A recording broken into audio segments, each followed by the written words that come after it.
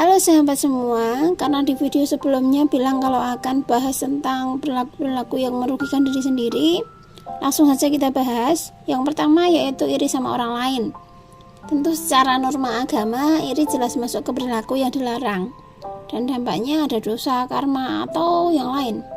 Tapi ternyata dari segi psikologi pun, iri juga mampu menghambat perkembangan diri kita.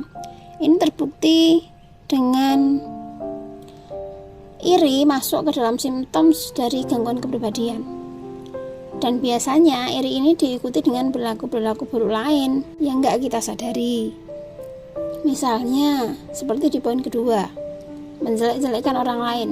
Poin kedua ini sekilas nggak akan tampak akibatnya.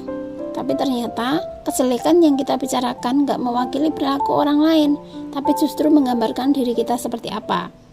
Kalau sahabat perempuan gak percaya, silakan baca buku-buku pengembangan diri. Gak ada satupun yang menganjurkan untuk melakukan hal ini.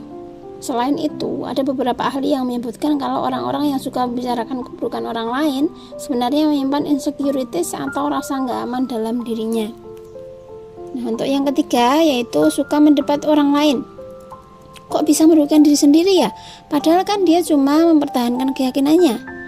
Iya sih wacananya, tapi sadar nggak sih sahabat semua kalau kita mulai ngotot terhadap sesuatu, sebenarnya kita nggak lagi mencari kebebasan berpendapat, tapi memaksakan pendapat pada orang lain yang nggak sepemikiran sama kita. Padahal mau berpikir gimana, kan nggak ada yang tahu dan nggak perlu tahu juga. Ya, kecuali pendapat orang lain tadi sudah muncul jadi perilaku yang melanggar hak kita. Misalnya dia berpendapat buang sampah bisa di mana aja, dia buang sampah ke dalam tas kita. Kondisi kayak gini nggak apa-apa menyampaikan rasa nggak nyaman kita. Tapi sekali lagi, kita nggak bisa memaksain apapun sama orang lain.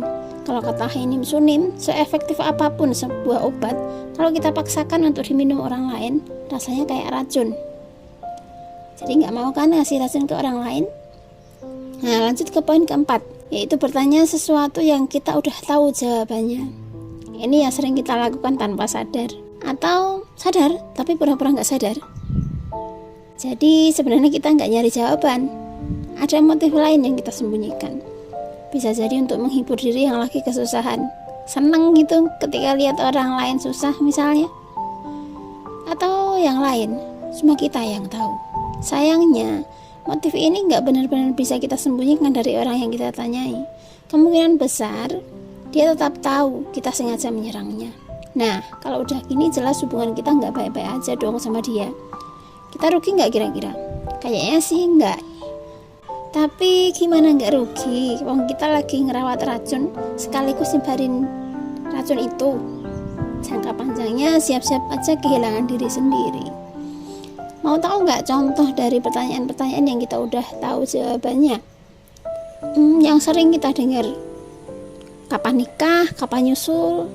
Ya kita kan tahu kalau yang kita tanyai belum bisa menjawab itu, karena belum ada yang pasti di masa depan. Nah itu tadi. Sementara itu dulu ya sisters.